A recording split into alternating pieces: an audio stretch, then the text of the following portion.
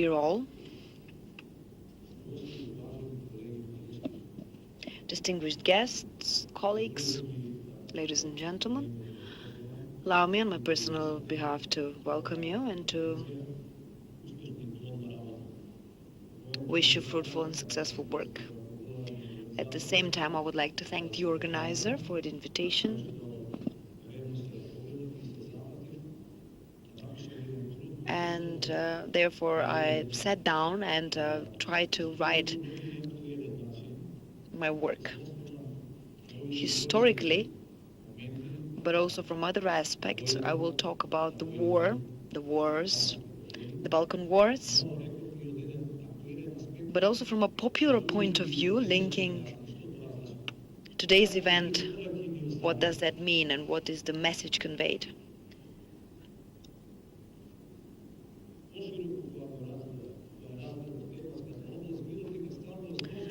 I saw that actually we're talking about the Balkan Wars 1912-1913, an analysis of events, and then in continuation, war or military tactics.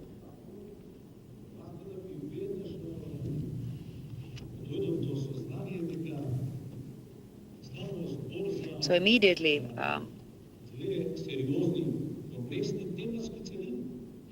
I thought to myself that these are very complex thematic stages. So if such a conference, even in its academic segment, composition of such works would be a huge endeavor. So that is why I just focused on the first stage, so I left aside the military tactics.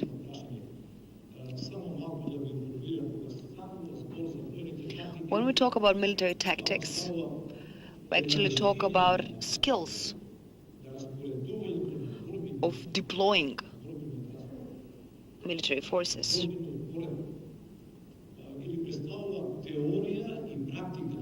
Or it's a theory and practice for preparation, organization, and guidance of military action. And when we analyze the first part, we cannot fully disengage tactics, but it's more of a technical part.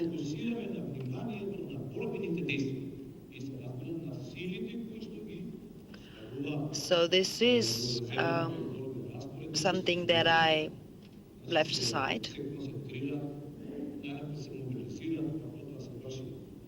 So these are military, not only tactics that include weapons, but also mobilization, people, strategies, and so on, and that is why I left that aside for another opportunity.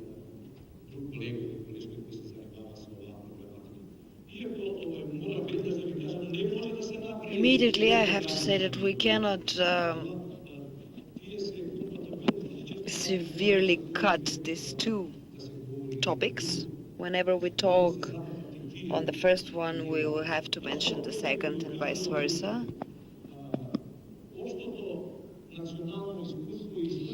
The general historic feeling is being utilized in defense and military action as a very important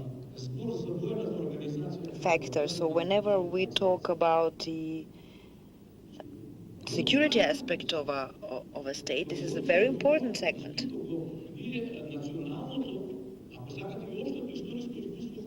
So the general historic experiences are one of the factors that determine the construction and the building of the military organization.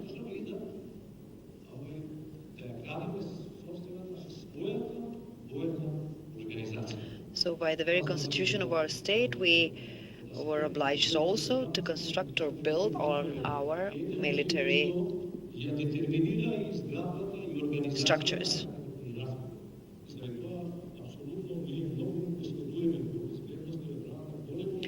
So in defense and safety security, we focus on this to quite an extent. I have attended other conferences, Historians are quite sensitive to statistics.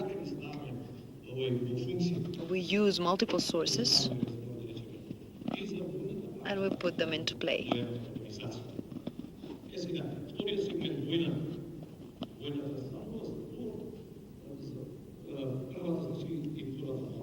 So the First and the Second Balkan Wars.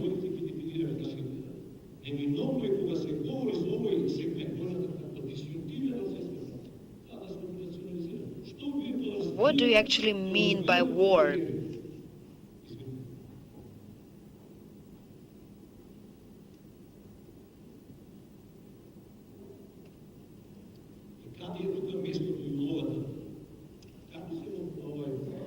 What is the place and the role of the war? How do we look at such phenomenon? If you take Encyclopedia Britannica and search for this term, you will see that war is nothing else than conflict, usually armed, between two parties, usually.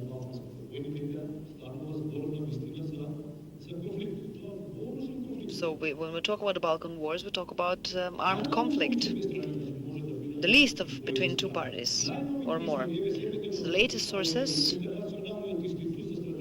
if you take the International Institute for Military Research, Military Balance, says that the international conflict or the wars engage the governments or the military forces for the purposes of sovereignty or independence. And even if you take SIPRI, the Stockholm Peace Research University, after the Cold War, they deal with internal military conflicts. The majority of the conflicts after the Cold War are internal, so there aren't any international ones anymore.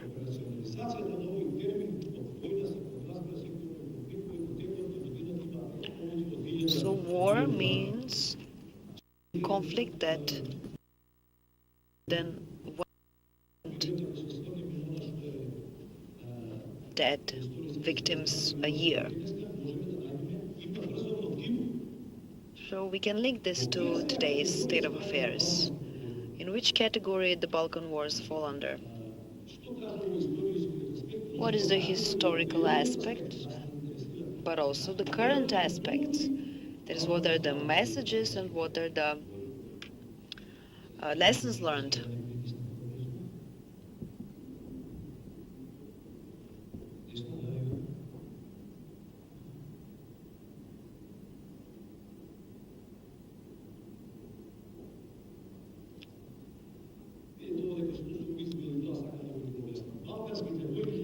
So the Balkan Wars are an example of international armed conflict that engages the occupying parties in a military conflict for the purposes of territory.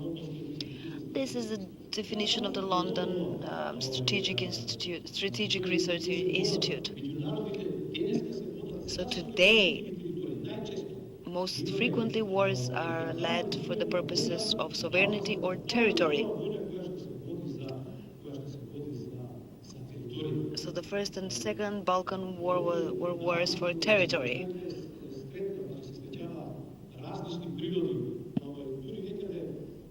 Historians talk about different approaches.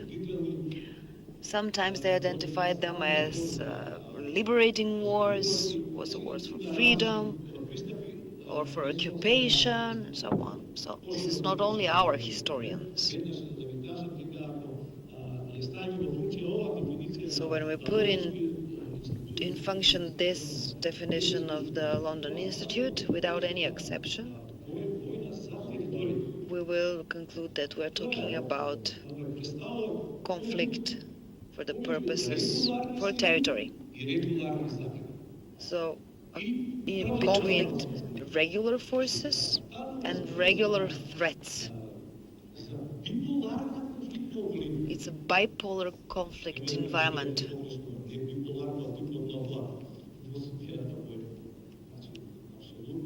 So not bipolar in terms of the Cold War bipolar.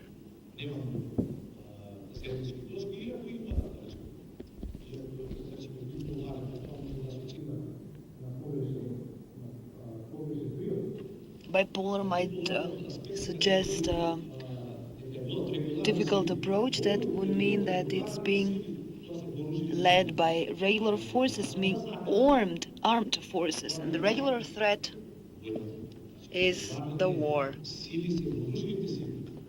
The regular forces are the armed forces. The threat is the war. Everything else in that conflict environment is being ignored. That is why this falls under the industrial application of wars. Application of force.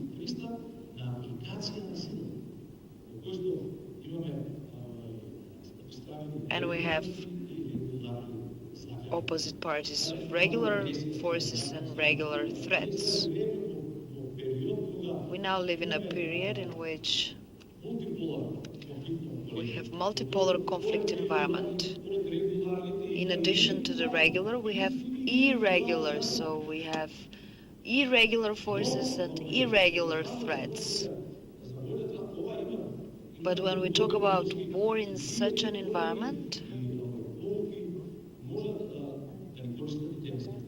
we can extract certain lessons learned.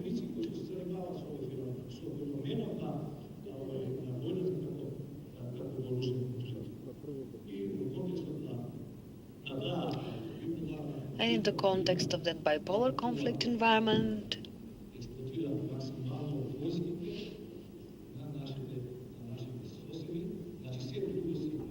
so everything else is ignored. The participation of the Macedonian people in the Balkan Wars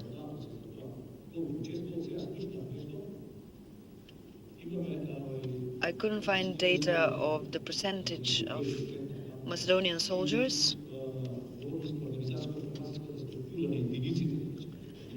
and also the organizational structure of the military forces was that they were detachments, so they're brigades.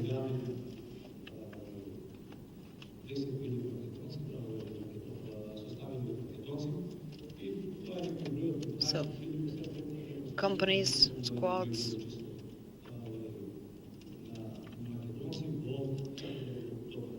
But also I heard about Macedonian participation in the army of Serbia, Greece, and Bulgaria on voluntary basis.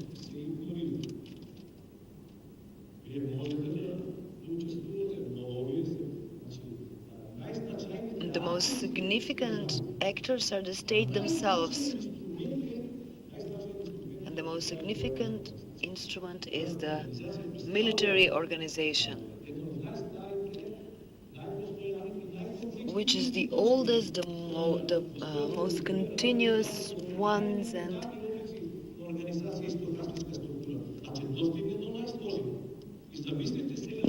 imagine in such condition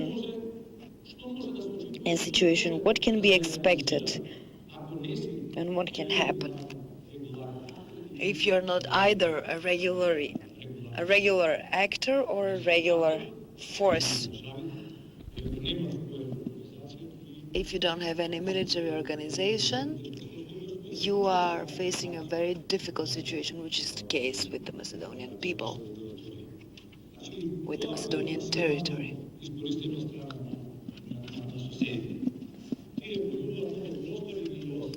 So the neighbors are winning over the jurisdiction over the territory of Republic of Macedonia. Also from a today's aspect, from a contemporary aspect, there are reconciliations, there are certain peace contracts, the London one or the Bucharest Treaty. Then after the first Balkan War, the London and the Bucharest after the Second World War. So today you can take even the most contemporary of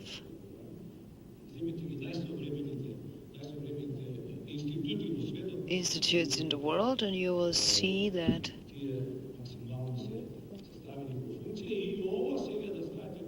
they're put in operation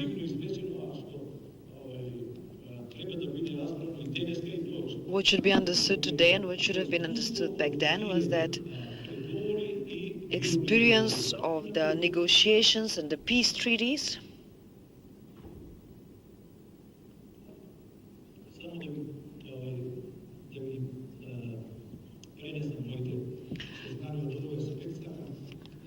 just to say something on this.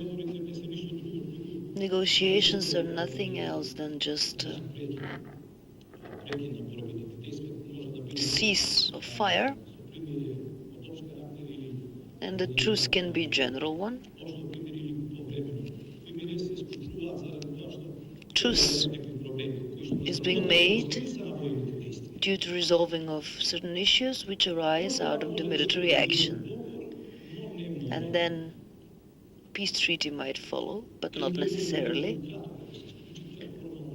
It's a formal decision. The London Institute for Strategic Research says that the peace treaty is actually an official resolution for ceasefire.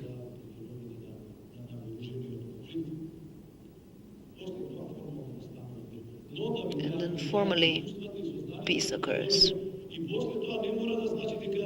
But practices show that the conflict might not be done and over with.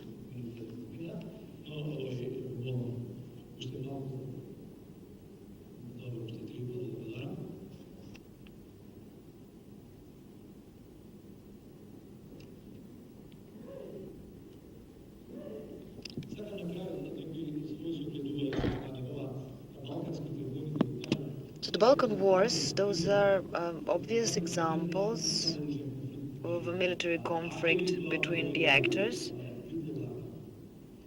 in a bipolar conflict environment. That very segment shows that nothing else could be expected rather than those anticipated by those that had the capacity to lead the wars. That is something that should be very clear even today. That's a war. That is a conflict between actors and forces which are regular. And they decide on what will occur upon ceasefire and signing of contract. And as a result, we will see whether the Macedonian people's expectations were realistic for freedom and autonomous state.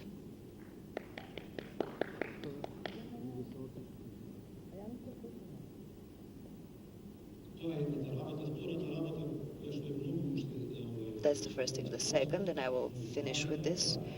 This is an important. These experiences that are to be gained by the Macedonian people by participation in war. Even today we have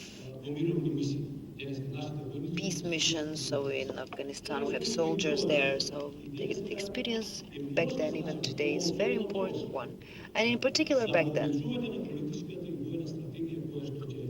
for the establishment of the political and military strategy that will lead towards the Macedonian freedom and sovereignty of the Macedonian state in the future. Thank you for your patience.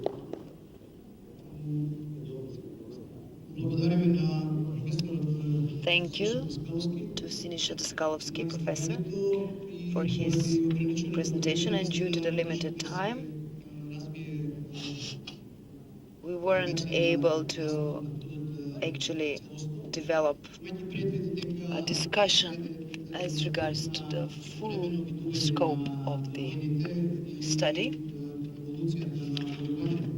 and the evolution of conquering or military action is taught, in particular at the military academy and the Institute for Defense. And I feel that throughout the conference we will be able to discuss on this topic military history as well as other important aspects of the Balkan Wars. Do you have any questions for Dr. Daskalovski?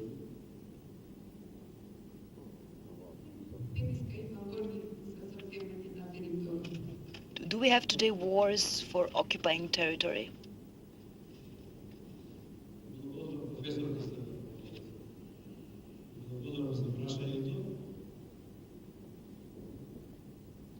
Thank you for your question.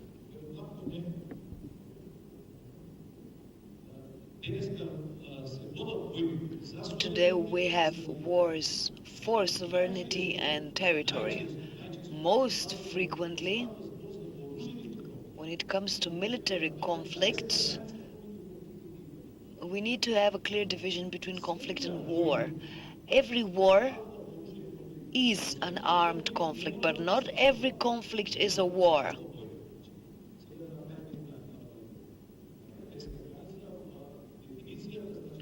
The definition on war is that it includes the governments, and those will be the military forces and the police, for the purposes of maintaining sovereignty or territory. That's an armed conflict that can be exercised by two or more parties, meaning governments, and usually again for territory or sovereignty. This important issue after the completion of the Cold War. According to your own consideration, 2001 was the year in which we had a war or a conflict. Do we avoid proper naming? Because you're talking about engagement of military forces and police. In our case, we had the military and the police that was engaged. So did we have a war, an armed conflict, or a conflict?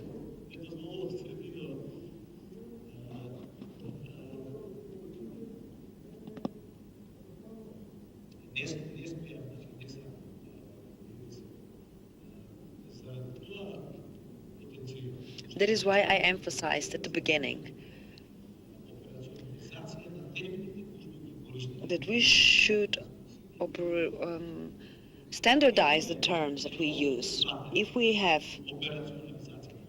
a generally accepted standardization, that is why I mentioned military balance, the London military research. So if we use that terminology, we can reference to that terminology. Because if we don't use that terminology, that's not an academic approach.